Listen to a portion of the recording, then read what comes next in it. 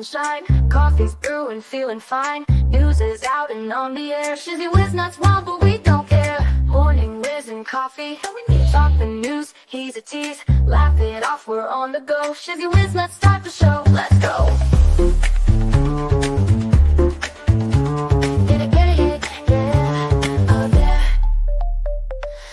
Spinning in the breeze, stupid jokes, he's such a tease. Sip the Java with a smile, pants are off but stay a while. Morning whiz and coffee, talk the news, he's a tease. Laugh it off, we're on the go. Shizzy whiz, let's start the show, let's go.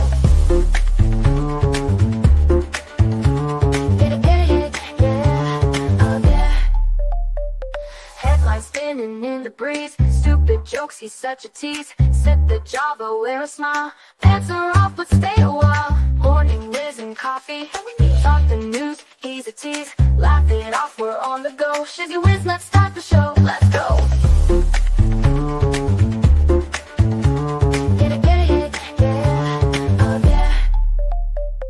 Serious is overrated, every day we're caffeinated. Talk the town but in a jest, morning whiz is always best.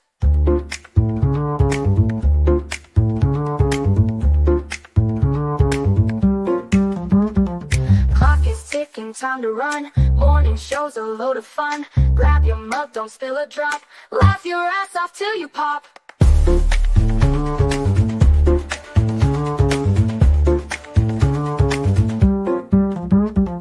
Clock is ticking, time to run. Morning show's a load of fun. Grab your mug, don't spill a drop. Laugh your ass off till you pop.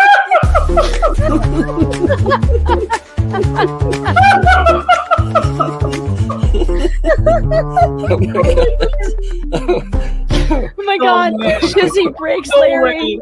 Shizzy broke Larry.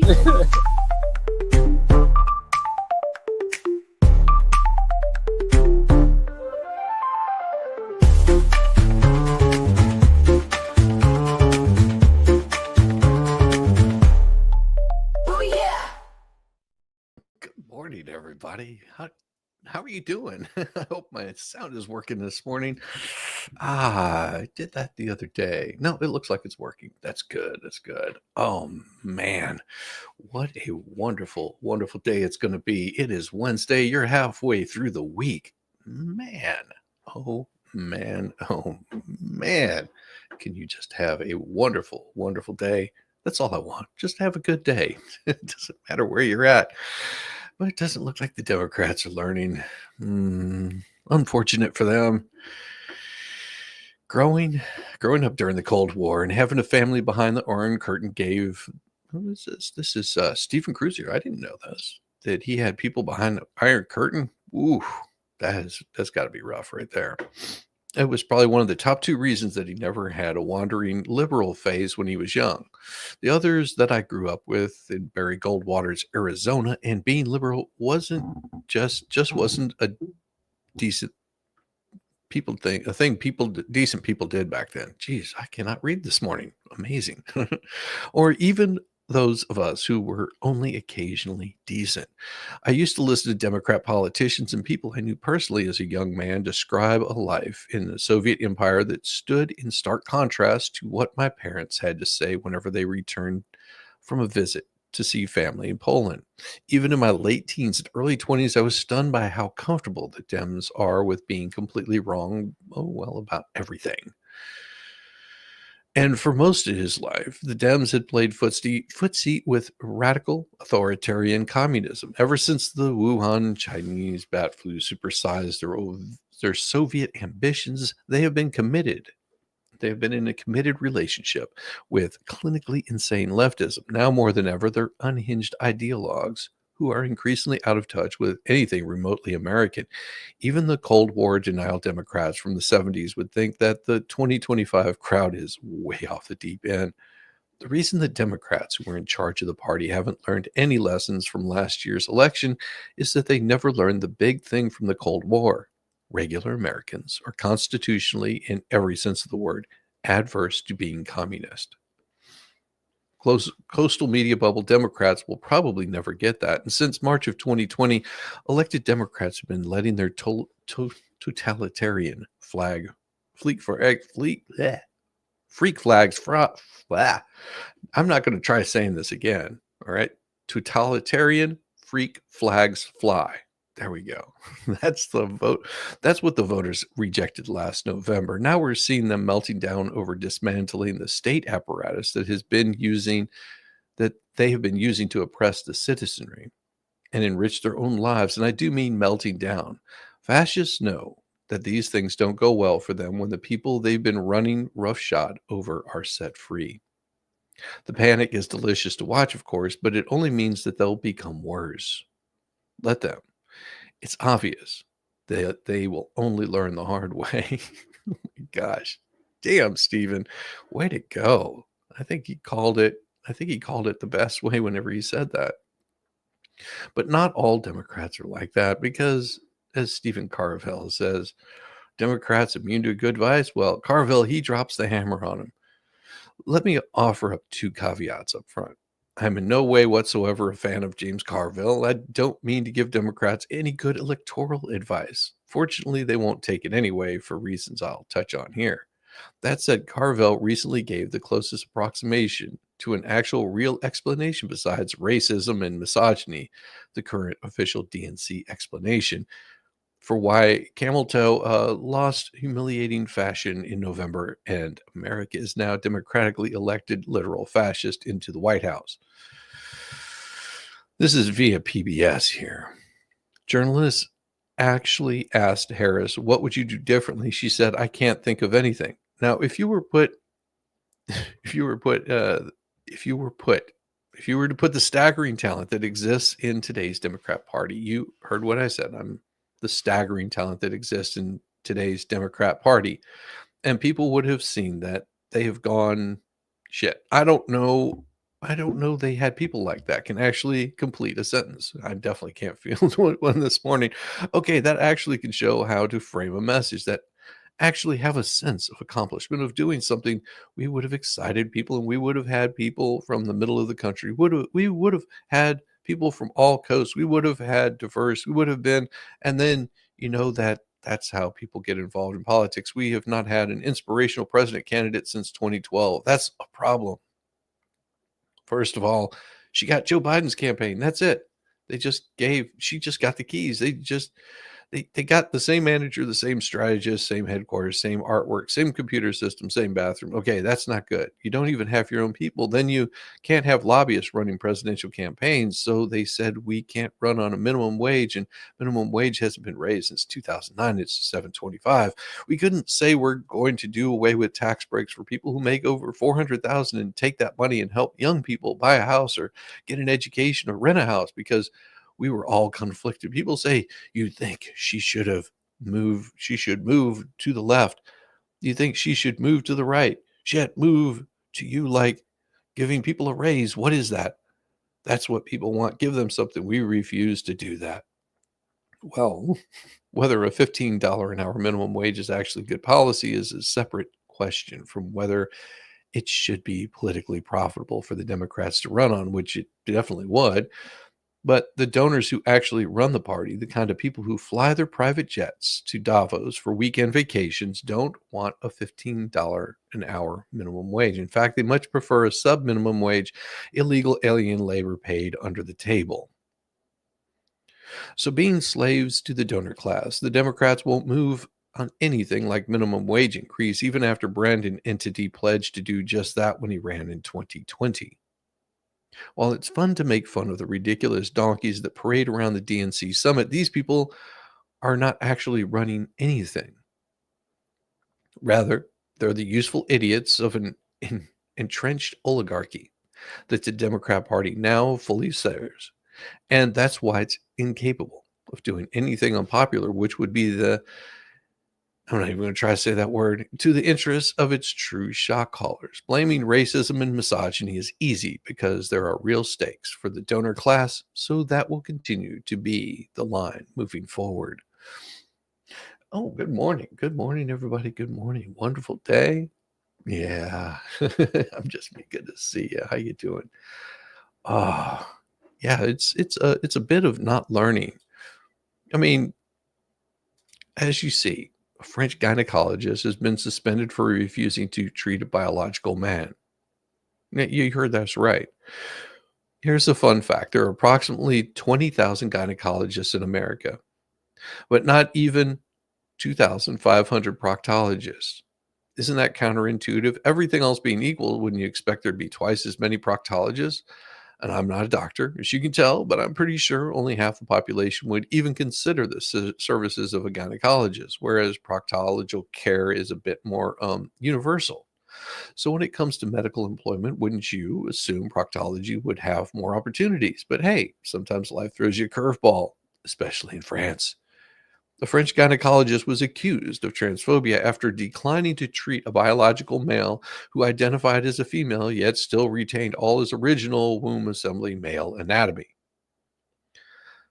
It's like a scene out of South Park. I'm so confused. Dr. Victor Ekarian was called before a disciplinary board of the French Medical Council, suspended for a month, and given an additional 5 months of probation. It's a hell of a story.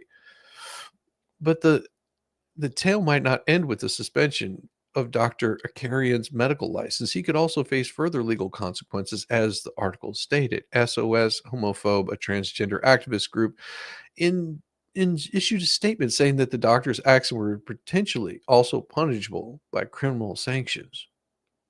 By the way, whoever came up with the group's name, SOS Homophobe, nicely done. Game recognizes the game. Still, it's the facts of the case that are especially perplexing. The article continued. The row has drawn national media coverage and polarized public opinion, with some gynecologists taking a carrion side and arguing that treating transgender patients required special training. Feminists also backed them, pointing out that the patient had not had gender reassignment surgery and gynecological care is not appropriate. LGBT LMNOP groups, however, said that the transgender patients often face discrimination or difficulties in gaining access to health care. You can't make this shit up. You really can't. I'm unsure if the patient expected Dr. Carrion to engage in a Doc McStuffin's level of role play, but certain medical procedures require very specific biological equipment. This is the medical profession, not adventures in theoretical anatomy. And besides, it's wasteful, especially in a country like France, where healthcare is socialized. A biological man demanding gynecological care is an unnecessary burden on everyone else. You're asking French taxpayers to underwrite the patient's anatomical aspirations. If I were a French taxpayer, I would prefer my money going to childhood cancer research, not to mention. Just saying. It seems to me that doctor behaved respectfully and reasonably. Weeks after the incident, Akarian apologized for any offense caused and said he had offered to refer the trans patient to a specialist who could provide appropriate medical care. The patient, however, described his refusal as hyper-violent. I was in shock, the patient said. It was the first time I'd suffered this sort of transphobia. Or as he said, I was in shock. It was the first time I suffered this sort of transphobia. The carrion said the patient shouted, "You're transphobic," and insulted his secretary before leaving the clinic. I was only trying to be honest when I said it wasn't my specialty and I wasn't competent. I offered to refer him to services that could take better care of her. It The patient also didn't also identify as a didn't also identify as a minority woman. I'm no expert in French law, but I suspect that would qualify as additional hate crime. The poor doctor would lose his license for good, and thus for the human rights transgressions of refusing to indulge in a patient's anatomical fantasies. An otherwise perfectly qualified medical professional would have been banned from the marketplace. Somehow, this is the liberal, enlightened political position of the pro-science people. The last sane human in France is Margaret Stern, or Marguerite Stern. Her mic drop comment required no further explanation.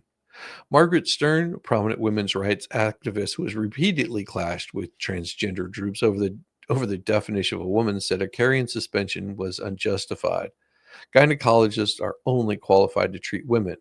We are living in a world of lunatics, she said. Emphasis added. It needed a medical doctor, a mental doctor. Yeah, it needed something. I'm just saying, if you're looking for that, that's weird. We must discuss how pregnant Shizzy has become. I guess I am not pregnant, fortunately. Oh my gosh. But this is the insanity that you will see on a regular basis. Like, I'm so I just watched ICE agents chasing people in a parking lot. I could say these are my people because I'm Hispanic.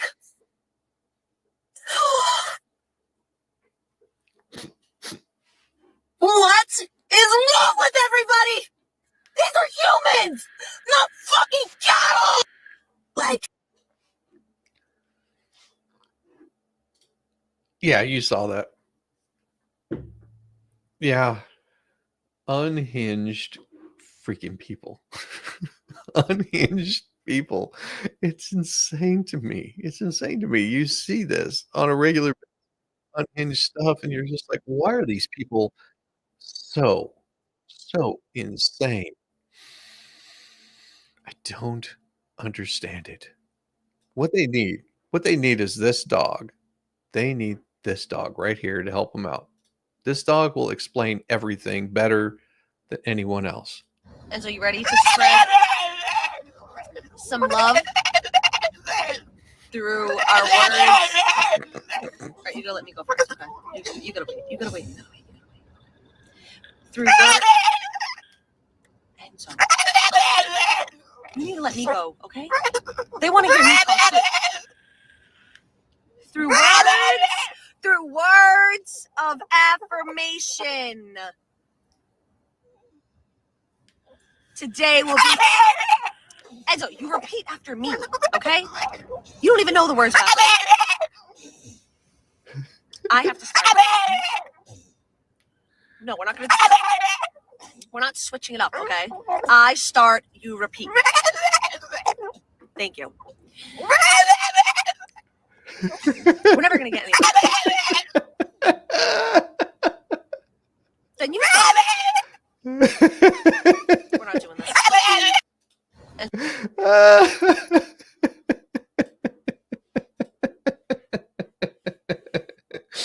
Oh my gosh, that's awesome. Yeah, he is awesome. I love it. Cute dog. Oh god. Oh, they need a little more of that. Just a little more of that. That is so much fun. Watching them lose their mind. Oh, 1,000 EPA employees told they could be fired immediately, and I just wet myself. What do you call 1,000 bureaucrats about to be given their walking papers? Well, say it with me now. A good start. The Hill reported early Tuesday that the EPA mission support official Kimberly Patrick emailed more than 1,000 employees to inform that they were likely on a probationary trial period, and that as a probationary trial period employees, the agency has the right to immediately terminate you. Here's the way the New York Times framed the story, with Lisa Friedman's lead sentence. The Trump administration has warned more than 1,100 Environmental Protection Agency employees who work on climate change, reducing air pollution, enforcing environmental laws, and other programs that they could be fired at any time. Well, that's not helpful. Freeman described pretty much every job at the EPA that isn't about mopping the floors or restocking the toilet paper. Her informative lead is just an excuse to get New York Times readers all worked up over climate change, again, as if they need any help. Civil Eats, whatever that is, pegged the scare factor needle with an even more misleading headline. EPA tells employees working on climate change they may be fired. No such thing happened, near as anyone can tell, but the who and the who, when, where, why, what, why, and how of every good news opener remains a mystery. President Trump's new EPA commissioner, Lee Zeldin, said last week, I've been told that the EPA building is often at about 20% capacity on any given day. I'll be able to confirm that firsthand once I'm in the building, Zeldin added. Operationally, it's important to get employees back into the office and working and collaborating. Trump instructed work from home federal employees back into their offices 2 weeks ago. So I'm guessing that probationary trial employee self identified by not coming into work has ordered. But I can only guess. Sadly, neither the New York Times nor the Hill republished, posted, or linked to the full text of Patrick's notice that might have gone a long way to removing any confusion or ambiguity over what's happening at the EPA right now. So I'm forced to assume that any confusion or ambiguity is intentional. My practice here at Vodka Pundit is to republish or link everything so that you can judge for yourself and hopefully leave without any confusion or ambiguity. Then again, transparency isn't just a problem with the press. The New York Times also reported that Molly Vasilou, a EPA spokesman, said in a statement that our goal is to be transparent, but declined to answer the New York Times questions about the email. I like what Trump said and what Trump and Zeldin are doing at the EPA, but I like and expect transparency too. The huffy reactions, everything you'd expect. The New Republic's Elaine Kulin Hootentelling, that's a cool name, lamented that Zeldin is trying to terrify EPA workers into quitting. Is the expectation that they follow instructions really that terrifying? President of the American Federation of Government Employees, or I wanted to say something else. Oh, Jesus. AFGE. Local 704, Nicole Cantello said, we're really concerned, deeply concerned that the next step will be removing these employees. No offense, Nicole, but neither your public sector union job nor your public sector union should exist. EPA employs more than 16,000 people. So a headcount reduction of roughly 1 in 16 is only maybe a large enough to be meaningful and certainly small enough not to disrupt the agency's core functions. That's almost a shame, really, since the EPA morphed from cleaning up the country's air, soil, and waterways, awesome, to try to gain veto power over every action throughout the entire economy. Boo. Zeldin said last week, I don't believe that anyone should be here at EPA who is not committed to the agency mission and the lawful directives coming from the duly elected president of the United States. Good day, everyone. Welcome to the Shite Show. It's going to get crazier. It's going to get crazier. I've got more. Trust me, I've got so much more.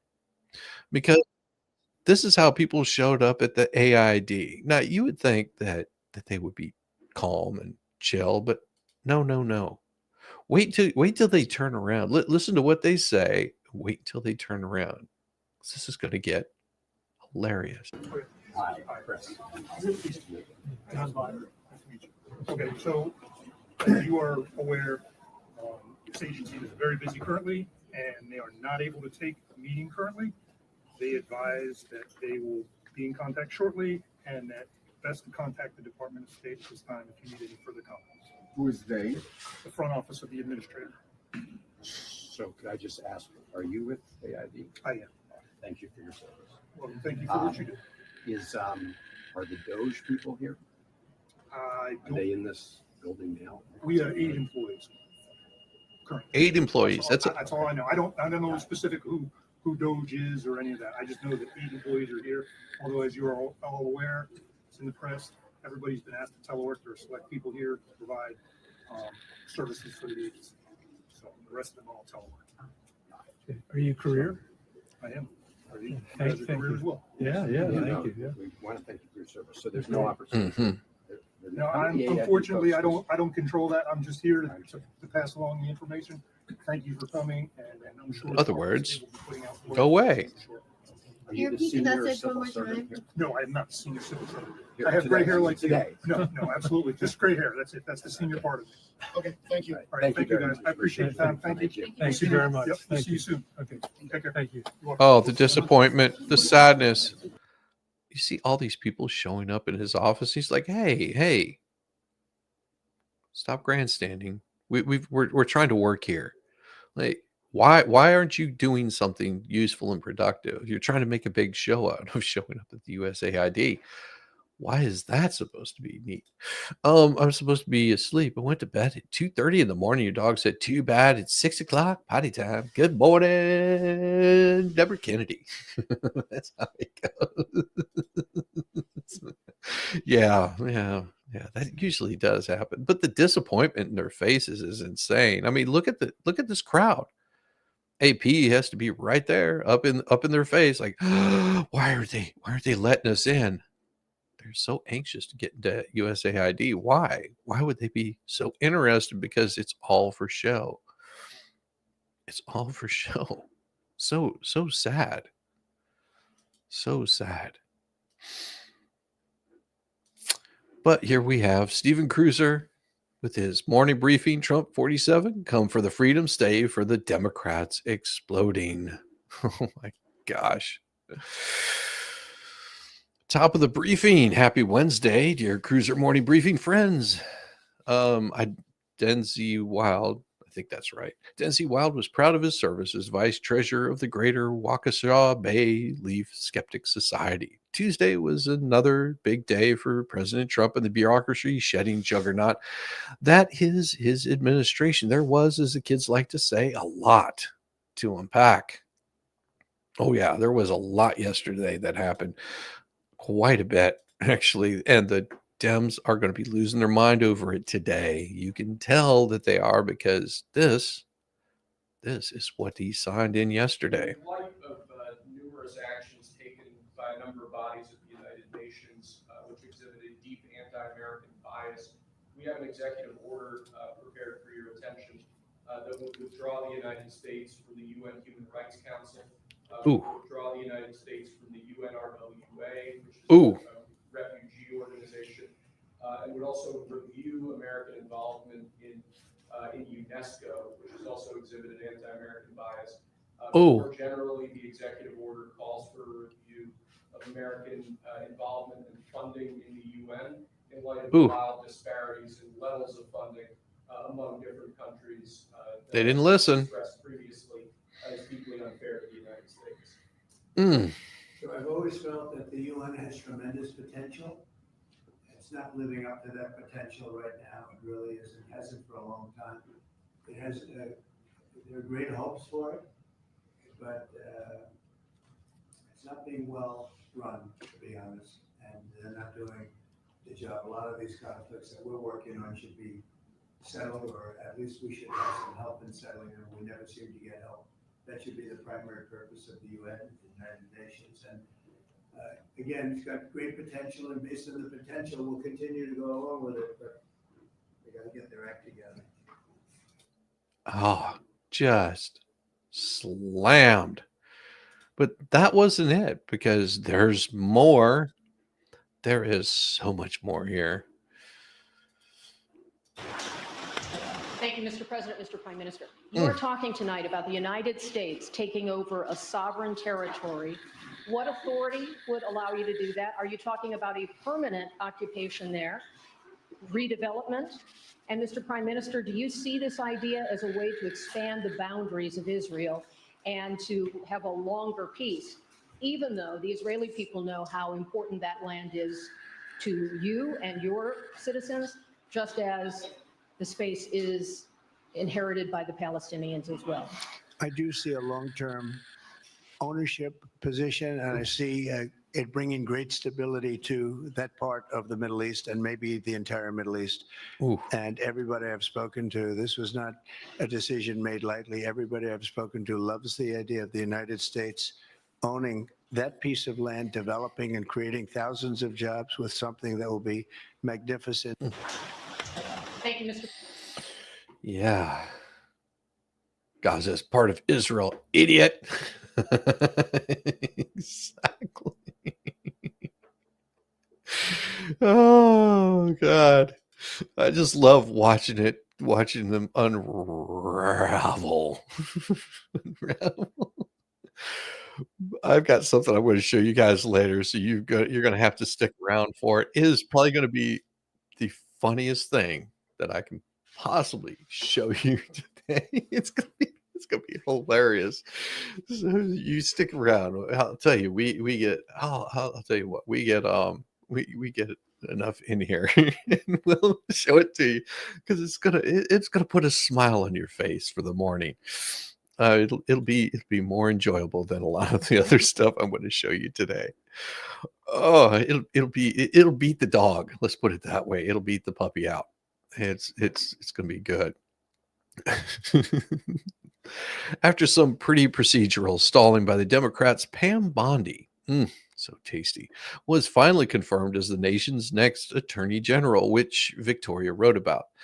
That new noise that you may be hearing in any part of this great land is the weeping and gnashing of teeth in the United States Department of Justice. The swamp rot is critically deep here, and they know that the new sheriff in town will not take kindly to what they've been doing these last 4 years. The Department of Justice will once again be focused on, surprisingly, justice. And here was his response to the news. It says, "What an overwhelming relief that this country once again has a new chief law enforcement officer who believes in the rule of law and the Constitution of the United States. It's almost like we relocated to a different planet. Now that Trump's back, the United States is once again behaving like a true ally to Israel. The Biden administration attempted to straddle the fence, pretending to be Israel's ally while constantly moaning about the poor Gazans. I never pass up an opportunity to remind everyone that Gaza is Hamas and Hamas is Gaza. President Trump met yesterday with Israeli Prime Minister Benjamin Netanyahu. That alone is enough to send the dams into throes of apocalypse. And with everything else in the last 2 weeks, it ended up being so much better than expected. The most momentous announcement of this most momentous of press conferences was Trump's declaration that Hamas would not be permitted to regain control of Gaza and that, in fact, the U.S. will take over the Gaza Strip. We will own it. He also reiterated his insistence that 1.7 million Palestinians would be relocated to Egypt and Jordan, explaining several times that this is necessary because of the failed policies of the past should not and must not be applied yet again. Trump then waxed on about Gaza becoming the Riviera of the Middle East. In the past, a comment like that would have been dismissed as just more verbal meandering from now. There are no limits to Trump's imaginative, think outside the box approach to governing in his second term. Both supporters and detractors know that he can pull off almost anything. That's really got the Dems going. Gaza is their primary pet victim story these days, well, except for the illegals. Democrats need the people in Gaza to be eternally miserable. People who aren't miserable are no use to the Dems.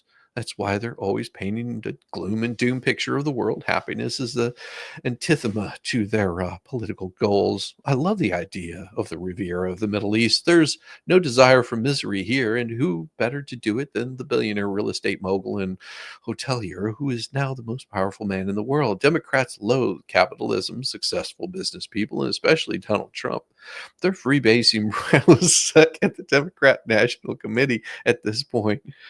Before we wrap up, it should be remiss if I didn't mention that Stephen Green's headline for another Trump victory of the employees being fired, well, that could end up being the feel-good story of the week. In this distance, Chuck Schumer cries into the void of defeat. But everything isn't awful. Wait for it. Wait for it. Oh, oh, oh. Oh.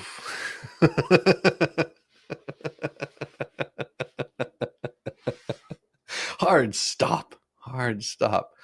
All right, we've got 120 of you fine people in here. Now, if you're wanting to see something really fun, I'm gonna show you the best thing that I found on the internet today. And this is for all of you that are thinking of having breakfast. So I'll pull this one up here and you're gonna enjoy this. It's gonna be so weird. Oh, I gotta hide my face because I'm gonna be crying here in a second. Ah, Oh, Mamacita, we find ourselves back here again. You can't have enough. You love to edge me, huh? I love it too, mamacita. I love it. Oh, yes, pat on it. Their technique. Oh, pull it to the side, yes. Oh, expose my yoke. Let me show my true colors. Oh, I'm about to.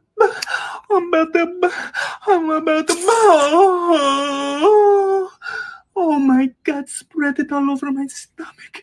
I didn't want to finish this quick. Oh.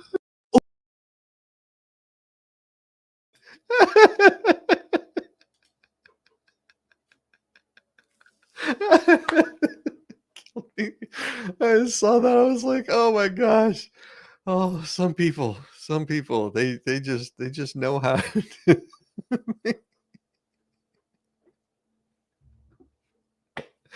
Oh, that made me cry when I saw that. I was laughing so hard.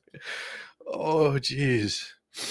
Oh, that was well too damn funny.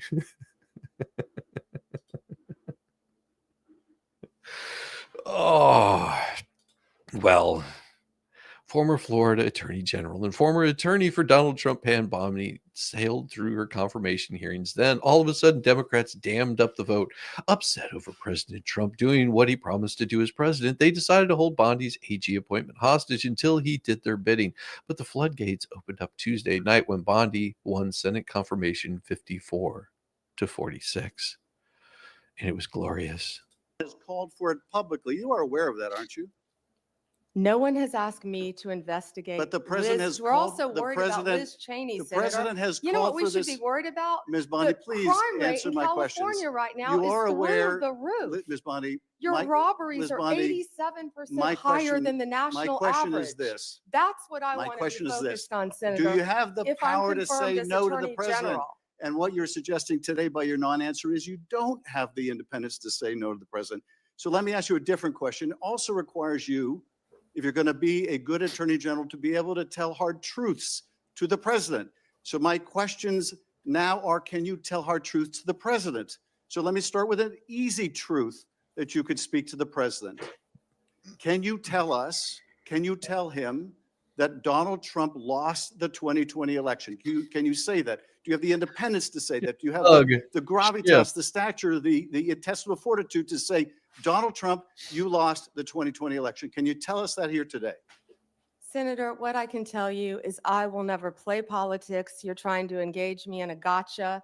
I No, won't I'm just do it. asking you a simple I question. won't play If you can politics speak truth with any to ongoing power. So let me ask you investigation, another. like you did let me- leaking your let me ask colleague you, Devin Nunes's memo. If you Oh. review hundreds of cases on day one, I will look at every file I am of course asked you to won't. look So at. will you advise the Hey, president? can I will answer you- the question? Well, my question I is, would have plenty of staff. You said, of course you want. you'll be able to review Listen, I'm hundreds not of going to cases on the first day? mislead this body nor you.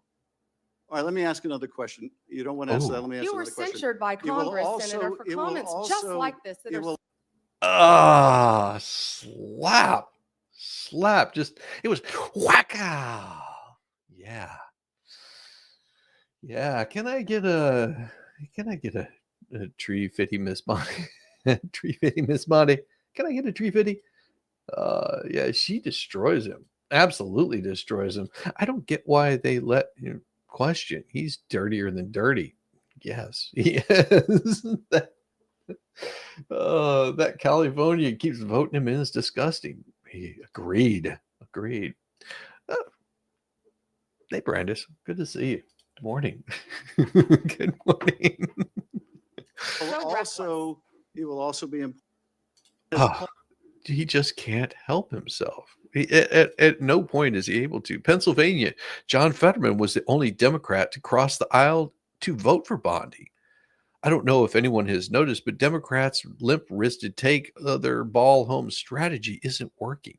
Senator Mike Lee of Utah promised Democrats that if they didn't allow a vote, he'd make sure their next few nights and weeks would be spent cooling their heels and knocking back cold brew crack coffee. And Mike Lee says if Dem wants to do it the hard way, that's their choice, but we get these nominees confirmed one way or the other, even if that means staying in session, including weekends for weeks on end. So buckle up. Way to go, Mike Lee. After senators inexplicably took the weekend off on Monday night, Bondi's nomination was sent to the Senate floor after a vote to limit further debate, setting the stage for Tuesday night's vote. And there Mr. President, later today, the Senate will vote on the nomination of Pam Bondi to serve as Attorney General. Ms. Bondi is an experienced prosecutor who has earned a reputation as a tenacious lawyer who's tough on crime. In her 18 years as a state prosecutor in Florida's Hillsborough County, Ms. Bondi worked with law enforcement, visited crime scenes, and spent countless hours in the courtroom. Those who know Ms. Bondi have spoken of her toughness and her skill as a prosecutor.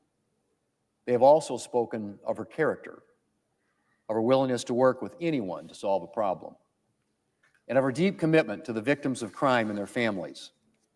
Mr. President, in 2011, Pam Bondi became Florida's first female Attorney General.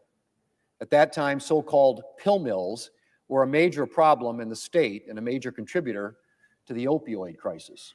Ooh. On the campaign trail, Ms. Bondi would hear heartbreaking stories of addiction and loss, and families would give her photos of loved ones lost to the scourge of drugs.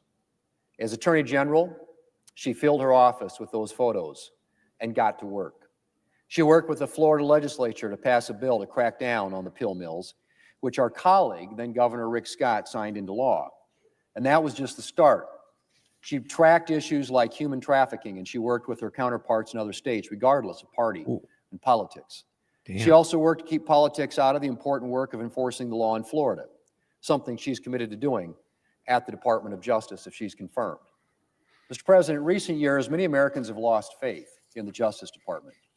They've seen federal prosecutors go after pro-life activists, while attacks against churches have gone unprosecuted. There was Attorney General Garland's infamous memo targeting parents who attended school board meetings, and another infamous FBI memo suggesting traditional Catholics could be violent extremists.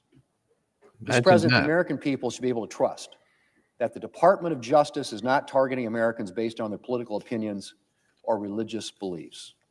Pam Bondi has promised to get the department back to its core mission, prosecuting crime and protecting Americans from threats to their safety and their freedoms. And I look forward to confirming her later today. Mr. President, later. Amazing. Amazing. Well spoken. Well spoken. Before Bondi was even AG, there were high-level and some not-so-high-level firings at the Department of Justice. At the FBI, Kash Patel hasn't even been confirmed, and all of a sudden, the 7th floor executive wing has taken on a look of a ghost town.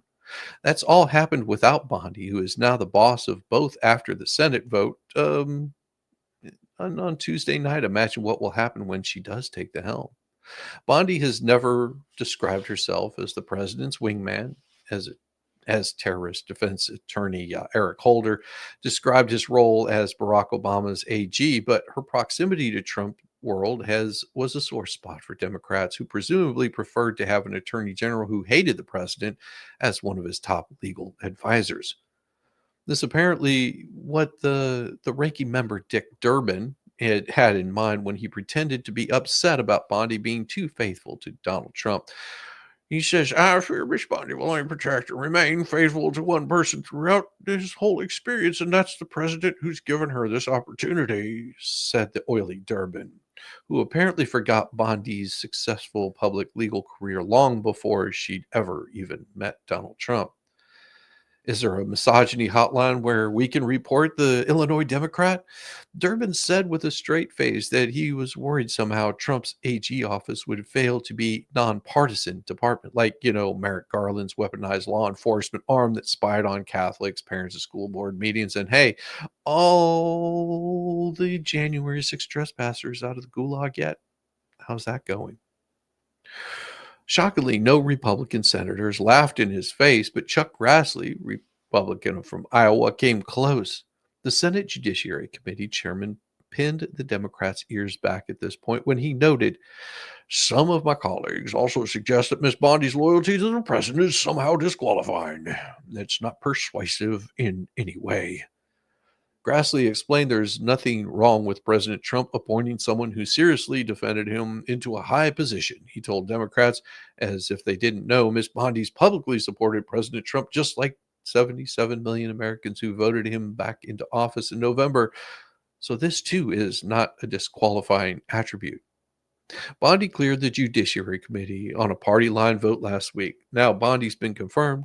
Let's get going. We have a country to save. All right, it is that time. I need another cup of coffee. You might, I don't know, but I'm going to take a short break. I'm going to give you a little dance just for the fun of it, because that's what we like to do here. Just give you something to dance to. I'll be back in just a short break right after this.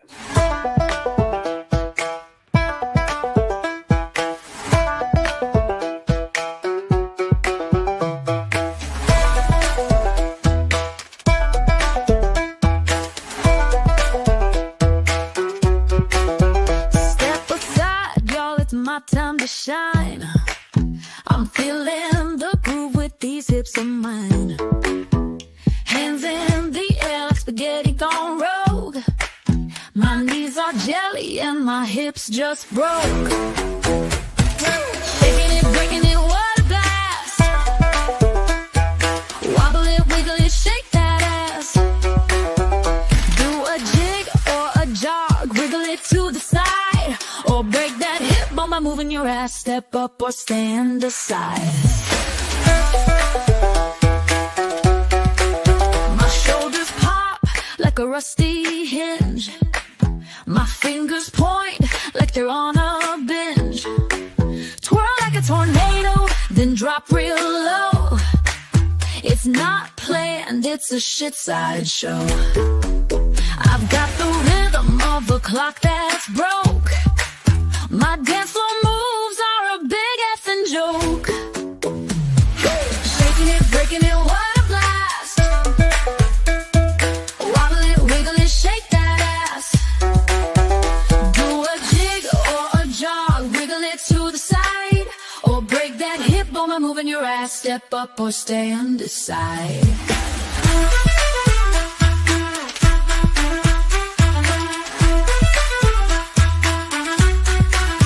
Rig like a lava lamp, mesmerizing glow. You can't help but watch me steal the show. I summon the shake, the shimmy, the twist, a mix of genius and a big old fist. You're drawn in close, your feet start to twitch, feeling the groove like a broke ass bitch. Yeah! Shaking it, breaking it, what a blast. Wobble it, wiggle it, shake that ass. Do a jig or a jog, wiggle it to the side, or break that hip bone by moving your ass. Step up or stand aside. Now we're all in the shake, no need to be shy. Move like spaghetti and reach for the sky. We'll dance like we're cursed, laugh to a sore. Shizzy whiz nut reigns forevermore. So join the dance, let your weirdness unfurl. We're shaking ass, not a care in the world.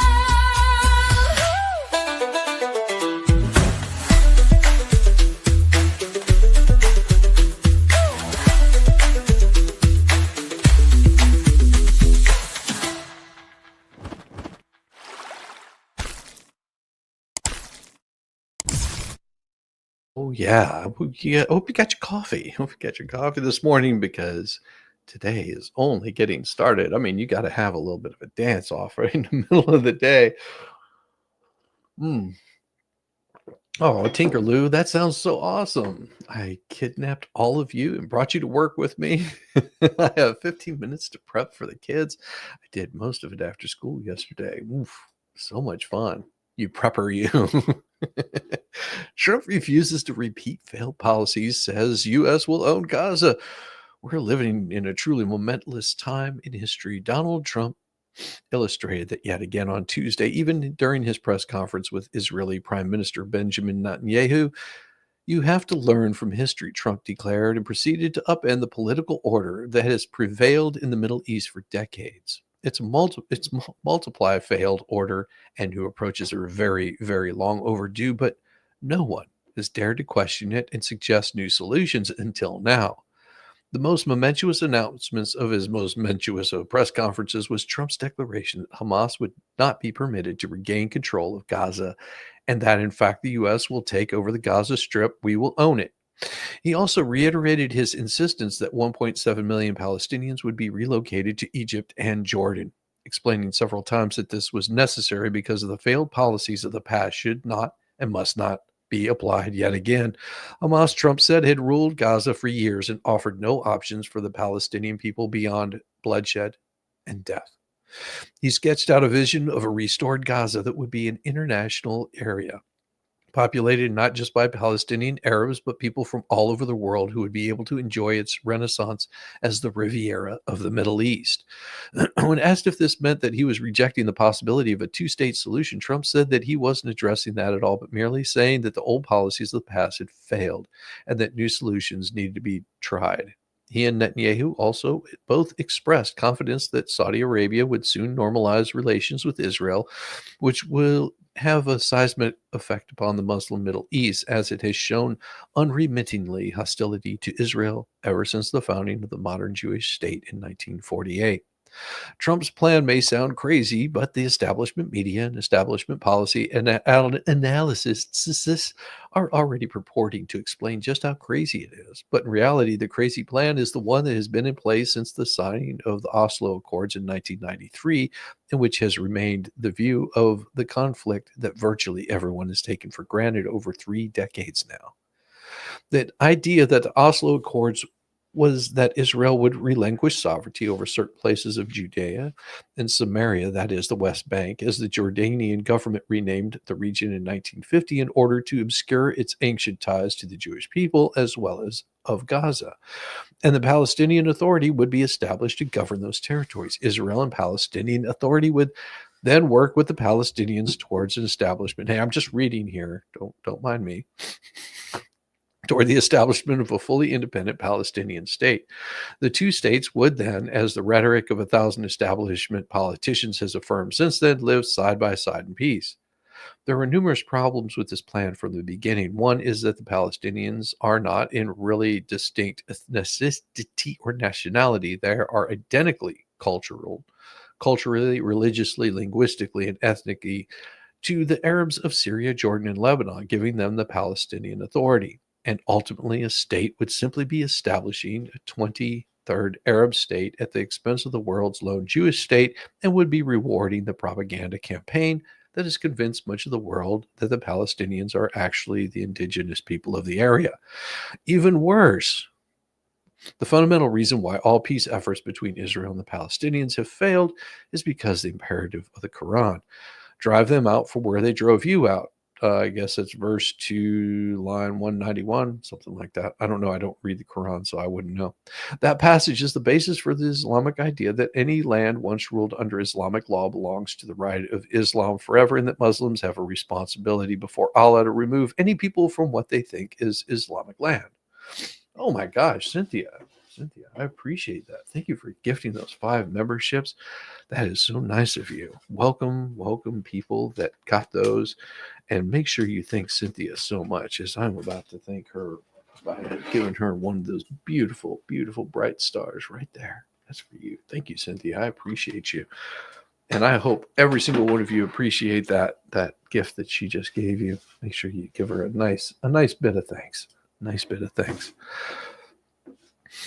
So Trump is right. The radical new approach is needed. And he is right also that Egypt and Jordan should take in the Gazans. They have refused to do so for decades because they wanted to keep the Palestinian issue alive as a weapon to use against a Jewish state that they also hated for Islamic reasons. Now, in view of the fact that they are one people, they should accept their brethren, just as Germany accepted the displaced Eastern Germans after Germany rightly lost territory following World War II. As for the American administration of Gaza, it could work as a temporary measure, but only if leftist nation builders are kept far away from the project, and the whole area is approached in a manner that has not been attempted before, not to teach the natives who hate the West and democracy to love both, but to free the area of jihadis and then build a new life with those who remain. In any case, there's still a long way to go and many hurdles to clear before Trump's plan can even come close to being implemented. In discarding the old failed policies, however, he is very much on the right track. All free people should be praying for his success. And I don't know, that's to be determined. Like I said, I'm just reading the tale. Mhm. But I've got another story for you, which is going to be an interesting one for you. I agree. Magic nuclear meltdown. Yeah. Hey, I'm just reading the damn news. Chill. Relax. You won't believe how many FBI employees were investigating Trump supporters. FBI officials have caved to demands from the Justice Department, providing a list of agents involved in the January 6th Capitol riot investigations. And it is an insanely high number. Acting Deputy Attorney General Emil Bove instructed FBI leadership to meet the deadline of noon Tuesday to submit the names of these agents and analysts. This follows his earlier directive to fire 8 senior FBI officials. CNN reports that more than 5,000 names were submitted to the Justice Department in response to Bove's demand. 5,000. I mean, hear that again. 5,000 employees' names were submitted to the Justice Department. 5,000? Are you kidding me? To put into proper context, there are roughly 13,000 agents and 38,000 total FBI employees. This means that roughly 13% of the entire FBI was tasked with investigating protesters. If that seems excessive to you, you're not the only one. CNN, of course, is outraged that the mask is off the anti-Trump Gestapo. Meanwhile, officials dispatched by Elon Musk have been seen at FBI headquarters. Musk has headed up efforts by Donald Trump's newly formed Department of Government Efficiency, or DOGE, but several FBI employees on Tuesday sued the Justice Department, accusing it of violating the Constitution and privacy laws by demanding that agents complete a survey allegedly designed to purge Bureau personnel. The agents want a federal judge to block the Trump administration from publishing or releasing the surveys or any information included in their answers. The very act of compiling lists of persons who worked on matters that upset Donald Trump is retaliatory in nature, intended to intimidate FBI agents and other personnel and to discourage them from reporting any future malfeasance and by Donald Trump and his agents, the lawsuit alleges. The surveyed agents were required to complete questions about their roles at the Bureau and their involvement in the January 6 investigations. According to a copy of the survey included in the lawsuit, agents were asked whether they had executed arrests, participated in grand jury proceedings, or testified at trials. The lawsuit, filed as a class action complaint, was brought by several anonymous FBI employees. On Monday, advocacy groups representing federal law enforcement urged Congress to stop the Trump administration from purging career FBI officials, CNN reports. The top FBI agent in the New York comforted his colleagues by stating that he is establishing a foxhole to safeguard them from termination. Meanwhile, the FBI Agents Association sent an email to members instructing them do not resign or offer to resign, the message stressed. While we would never advocate for physical non-compliance, you need to be clear your removal is not voluntary. Lawyers representing prosecutors and FBI agents urged that firing employees involved in Trump-related investigations would be a violation of due process rights and threaten legal action. In a letter to senior DOJ officials, they warned, if you proceed with terminations and or public exposure of terminated employers' identities, we stand ready to vindicate their rights through all available legal means. They also cautioned that if agents' names were made public, they could face immediate risk of doxing, swatting, harassment, or possibly worse, which I don't condone any of that whatsoever. That would be one of the worst things you could possibly do, is going out and doxing anybody that worked for the federal government.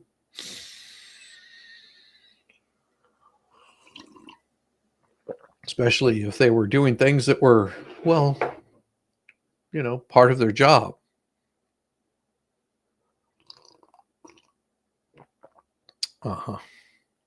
CNN was naturally unfazed by the absurdly high number of FBI personnel tasked with investigating the January 6 protesters.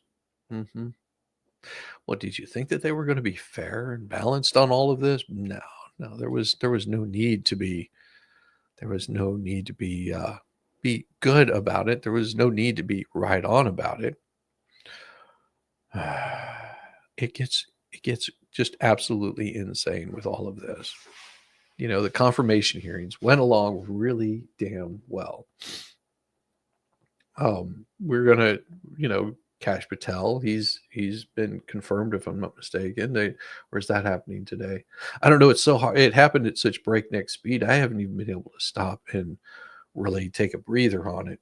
I most of this news that I read, I read off the cuff. I work too damn much. My morning prep is just finding the most interesting stories that I possibly can, and I'm in no way any better than anyone else in all this. We also have this wonderful one here. You're gonna like this. Unprecedented. El Salvador makes the U.S. an offer we can't refuse. I'm sure what kind of magic Secretary of State Marco Rubio is making down in Central America this week, but someone ought to bottle it up and sell it. On Sunday, he convinced Panama to cut ties with China. Weird, huh?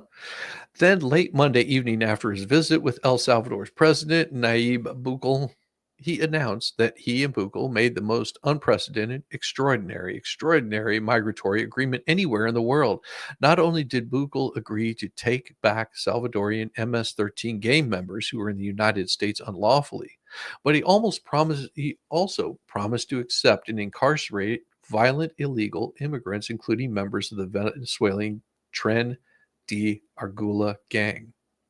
But he also, the criminal illegal migrants from any country, according to U.S. Department of State spokesperson Tammy Bruce. On top of all that, Bukele made an extraordinary gesture never before extended by any country. He offered to house in his jails dangerous American criminals, including U.S. citizens and legal residents. I'm not sure that's legal or whatever happened, but it was a nice gesture.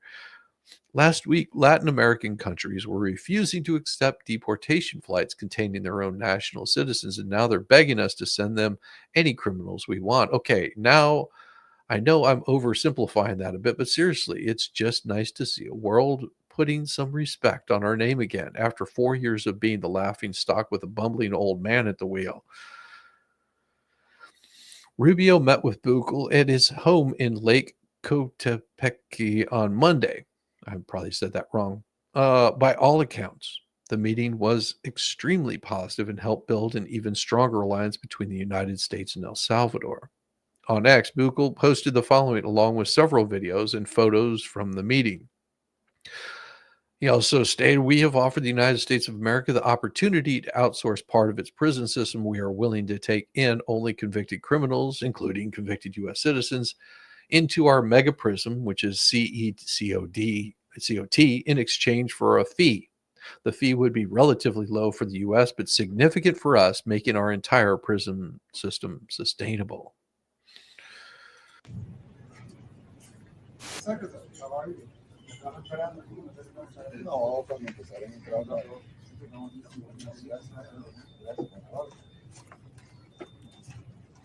What is up? Let's go. Good to see you, Brandon. Good to see you. Yo me quedaría aquí tiempo. Eso digo yo, pero no me dejan. ¿Y quiénes son estas? A ver, mi hija Laila. Laila, mucho gusto, Marco. ¿Cómo estás? Dos niñas. Deja que tengan 15 años para que lo vea cómo es. ¡Ay, no! Y las primeras dos mías eran niñas y después los dos varones. Completamente distintos, dos experiencias completamente distintas. Pero imagínate. De un día vas a ser así, vas a abrir los ojos y tienes 17 años. Don't understand a single word he just said. But he did a damn good job at doing whatever he said because everybody was smiling. I would get shanked on day one in El Salvador prison just to get it over with. You really messed up if you ended up in there. Yeah, you would have really messed up if that happened. In In addition to discussing illegal immigration with President Rubio and Foreign Minister Alexandra Hill, Tinoco signed a memorandum of understanding concerning strategic civil nuclear cooperation, or NCMOU, with the aim of advancing peaceful nuclear cooperation between the United States and the Republic of El Salvador. A media note from the State Department says the United States and El Salvador have an enduring diplomatic relationship and a long-standing cooperation in the fields of security, energy, and commerce. The NCMOU represents an initial step towards establishing a robust civil nuclear partnership between the United States and El Salvador with the aim of enhancing energy security, promoting mutual prosperity through expanded economic cooperation, and promoting the highest standards of nuclear safety, security, and non-proliferation. NCMOUs are important diplomatic tools developed during President Trump's first term in office that lay the foundation for expanding strategic ties between the United States and its partners, thereby making the United States safer, stronger, and more prosperous throughout the promotion of the U.S. industry and workforce. Secretary Rubio informed President Buchel that the United States will issue a waiver to unfreeze assistance to support the two countries' joint work to detect suspicious travelers at El Salvador's National Passenger Analysis Center, or CNAP, resume operations at El Salvador's Border Security Information Group, CGIF, and support El Salvador's vetted units working with U.S. law enforcement. Secretary Rubio also raised strategies to counter the influence of the Chinese Communist Party in the hemisphere to safeguard the sovereignty and interests of both nations and in the region. Rubio will continue his tour of Latin America this week with stops in Costa Rica, Guatemala, and the Dominican Republic, which is more than our previous vice president ever did on securing the border. Amazing how fast somebody can work whenever they put their mind and their nose to the grindstone. Well, I don't suggest putting your nose to the grind, or mind to the grind. I wouldn't put anything to a grindstone. That would hurt. Good morning. Great start. The birds are singing outside. You saw your first pair of cardinals. Woo-hoo. Yeah, I'm waiting. Our first sign of real spring is whenever the hummingbirds come back, because we've got a whole family of them that come in every year. And they just keep multiplying. They love the backyard. They just absolutely adore it. If you haven't seen pictures of the backyard, it's beautiful in the spring, and it's going to be even better this spring. Just things will be popping like crazy. And before you know it, February is going to be over. We're going to be moving into that nice April and May weather, and then it's going to start getting hot, like really hot. Will you look for chickadees? Oh, we get chickadees all winter long. They're out there today. Now we did get some snow. A couple weeks ago? It doesn't seem like it because it was like 68 yesterday. It was warm out. Oh, it was so nice. We had the snow came in, and my wife hadn't filled up the bird feeders, and so all the birds were just sort of like wandering around looking for stuff in the yard. They're like freaking the dogs out. So I went and filled those bird feeders up, and they just absolutely loved it. They went crazy. Here's how much they care about the borders. I just showed up there one time, don't speak Spanish. I didn't know where I was going other than meet outside. A few dirty looks. Guy just says, make sure you leave. That's about right. Within a month. You forgot March is it? Well, like you can't forget March. I mean, March is fine, but May and April is where things really start to go. Well, I guess you're right. March does happen because it was the whole what was it? In 2019, the whole pandemic. I just started a new job, and the wife was out of town. She was where in the hell was she? I think she might have been she was in Chicago. So she was out of town in Chicago, and it was cold as all get out there, and she's suffering through it. They're telling people that flights are being canceled. She makes it back. But before that, I was sitting out in my backyard underneath the roses that were starting to trellis up the side. And I look over and I've just got a field of tulips and just, it just all the bulbs that she planted in 2018 in the spring of fall of 2018 would just start to pop their little buds out. All the flowers were blooming on most of them.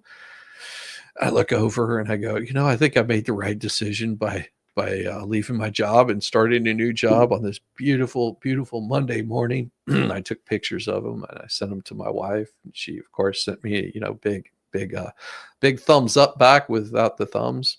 Yeah, she was hating the life in Chicago that morning, but it was beautiful. It was absolutely wonderful. Had a great time. I enjoyed every single bit of that entire week that she was gone by sitting out and enjoying it. So please talk louder so the groundhog can hear you. We're expecting an ice storm tonight. Well, here, let me say it a little bit louder. Is that a little bit better? Did that help to increase the volume? Springtime needs to come. You saw a red-headed woodpecker yesterday. Hadn't seen one in years. Yeah, we have like 4 of them in our backyard that come in and out. There's a few in our neighborhood that we go crazy.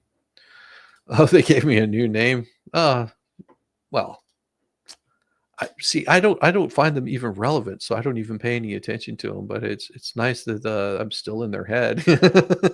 That's interesting. That's funny. That's funny. What state am I in? I'm in the state of disrepair almost always. No, I'm in Georgia. It's warm. It's warm here. Yeah, don't skip March. Beginning of spring, babies in the ground. Love March. Now, hopefully, we'll get the wrens coming back, and we got a place where they like to come in and nest. It's pretty cool. And then, of course, we got another place where not the wrens. I'm trying to think what it is that comes in there. It's not a sparrow, but they come into the net. They make nests in the ferns at the front of the house. They like to crawl up in there and lay their eggs, and scare the hell out of my wife in the morning whenever one of them flits out of there. She's like, "Oh crap!" Makes her jump every damn time. Makes her jump every damn time. So how many toes have you crunched on today? Liberals tried to stop you yet? No, nobody is coming after me. Not that I know of. And if they did, they're so irrelevant that I just don't even worry about it. I really don't. The start of the pandemic was amazing until they started getting bossy. Wouldn't let it end. Yeah. That was pretty much the basis of all that. It was a little aggravating because, here I am enjoying the best part of my new job. And of course, I can't even go into the office, which, got me working from home. This was before I even started doing any sort of streaming.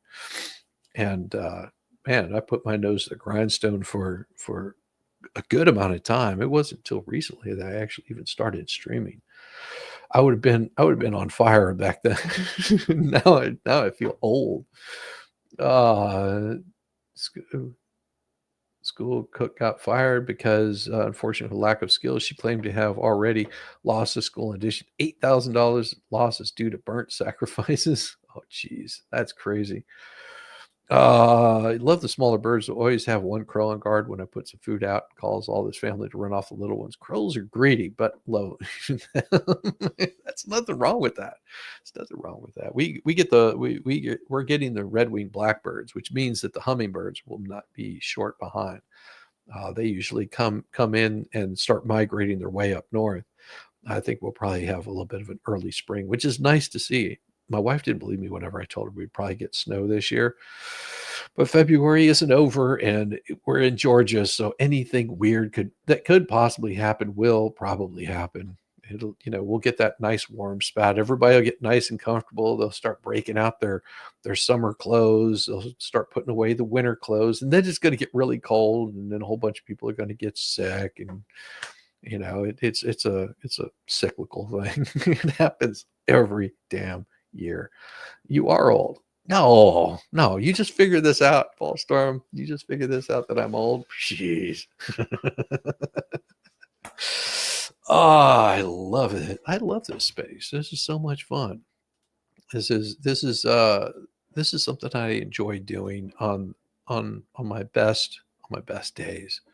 I really do. I get a kick out of quite a bit of this stuff. I'm gonna see if I can find this particular one because I thought it was pretty damn awesome. Where is it? Where is it? Where is it? It was not there, not there. Well, I can't show that. Um, oh yeah, that it was. I posted something on X yesterday because I noticed. I guess what's her name? AOC. Yeah, that one. She was flipping out over something Musk said, and I noticed something. If you know, take a close look on your own, but I think AOC is pregnant. I think she's with child. I mean, you can look at her yourself, but I think she might be, you know, because she's getting that little bit of that little bit of pudge right here. You know, it's not a bad thing. You know, she's just getting her face isn't so sunken in. It's getting a little bit larger here. It seems like her breastages have also gotten a little bit larger, and she just has that sort of little bit of a glow of a woman that is pregnant. So I put on there asking her if it was a boy or a girl, and you know I was going to say something really nasty like you know who's the father, but I decided to leave that. She is she going to have the child change over? I I don't know. I was just curious if anybody else had noticed it. I mean, I had seen that and was just like, oh, she looks like she might have that you know just hitting that point where she's about to tell you know her mom and everything that you know she finally decided to take the leap and you know put some uh, put some semen outside of her mouth. You know, just saying. I don't know. Could be. Might not be. Might not be. I don't know. I'm just curious. But Los Angeles has been on fire. yeah, see how she's getting a little bit of that roundedness to her face right there. You know, it's starting to just round out a little bit there. I mean, before her cheeks were sucked in, and she looks like she's wearing clothes that are too big for her head. Of course, she does that anyway, and she's got a massive head. Probably tortillas. Could be tortillas. People have lost I mean, she's got that look of. I mean, you can look. The wrists are starting to get a little bit larger. I mean, everything. And where is Donald Trump? North Carolina. He's going to North Carolina first. Wonder why that is. yeah, they were losing their mind over the days that Trump wasn't there. Absolutely losing their mind. Oh, it is just amazing. What is this one? There was something else that I saw I thought would be pretty interesting. Oh, I can't show that. I was going to show something, but nope, can't do it. Oh, what is this? Oh, I can't show that either. Always something. Always something. Nope, can't show that either. See, some of this stuff I want to show you will just get me in trouble on the YouTubes because it is sort of copyrighted material. Somebody owns the rights to it, so I have to be very cautious of some of the things that I show. Some of the things I show just cannot be shown on the YouTubes. Oh my. Well, let's see. We're close enough here. We're close enough here that we can probably end this thing. Be on the lookout for a stream tonight. I've got some stuff that I'm gonna be working on. I pulled some of the documents on it, but I'm trying to get some more. I sort of want to hit this one a little bit different, but I do have something that I'm going to show you guys as soon as the idiots stop filing ridiculous lawsuits. And, they're. I guess the best way of putting this, you had a crunching on toes is out here crunching on toes and then harvesting lesbians. Harvesting lesbians. I don't know about that. No, there is a the way that this whole lawsuit stuff is happening has been a little bit insane, a little bit crazy. These folks feel that they need to engage with me for whatever reason, and I have no say so in it. It's like they think that I've got a like that I take some sort of marching orders from Jeremy or something, which could be further from the truth, because he doesn't run my channel. I run my channel. My opinions are my own. What I decide to do that night are my own ideas. Amazing enough how that works, isn't it? I don't have anybody telling me what I'm going to cover, what I should be looking at. Now, I do have people point things out to me and say, hey, check this out. Have you seen this? But other than that, I run my channel how I want to run my channel. And it really, I think, frustrates them so much because they're low-level nobodies. And I'm not saying that they don't have some talent somewhere, but they feel that they have to come after me because why wouldn't you just come? Why would you come after me? I'm low-hanging fruit. I'm a nobody on the YouTube, but apparently I've got more pull than they do. So that's why they feel the need to come after me. And well, please don't. I'm happy doing what I do. If you don't like what I'm doing, then start your own platform. Go over to your own little YouTube thing. Go play your little Substack games or whatever bullshit you want to play. Leave me alone. Go do your thing. We'll both be happier that way.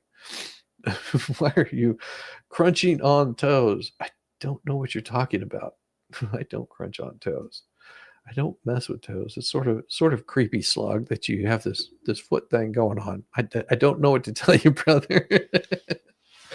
Everybody have a wonderful day. I will see you tonight.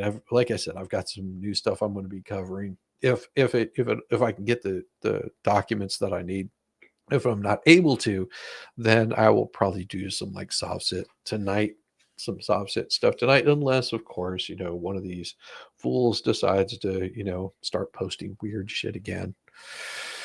They want to engage, and I'm over their silliness. So everyone have a wonderful day. We will see you tomorrow on one of the most beautiful Thursdays, but tonight should be an interesting one if I get all the documentation. Everyone, peace. Bless your heart. I thought I was the only mentally challenged one here.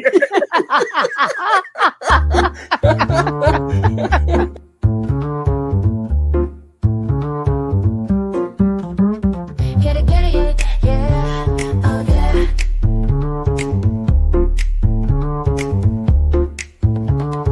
Early morning, rise and shine. Coffee's brewing, feeling fine. News is out and on the air. Shizzy Whiz nuts wild, but we don't care. Morning, Whiz and Coffee. Talk the news, he's a tease. Laugh it off, we're on the go. Shizzy Whiz nuts, start the show. Let's go. Get it, yeah, oh yeah. Headlines spinning in the breeze. Stupid jokes, he's such a tease. Sip the Java, wear a smile. Pants are off, but stay a while. Morning, Whiz and Coffee. Talk the news, he's a tease. Laugh it off, we're on the go. Shizzy Whiz, let's start the show. Let's go.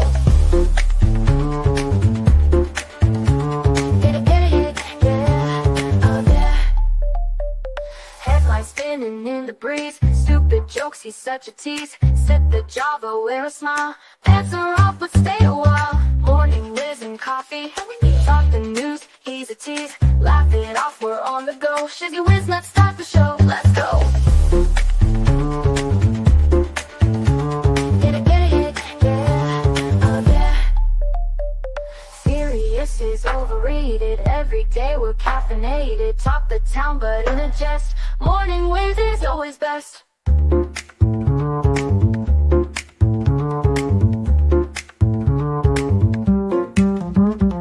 Clock is ticking, time to run. Morning show's a load of fun. Grab your mug, don't spill a drop. Laugh your ass off till you pop.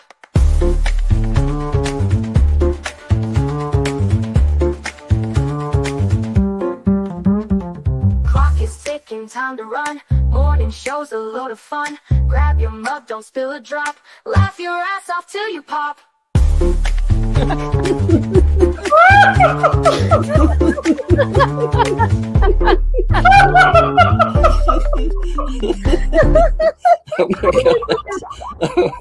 Oh my god, Shizzy breaks Larry. Shizzy broke Larry.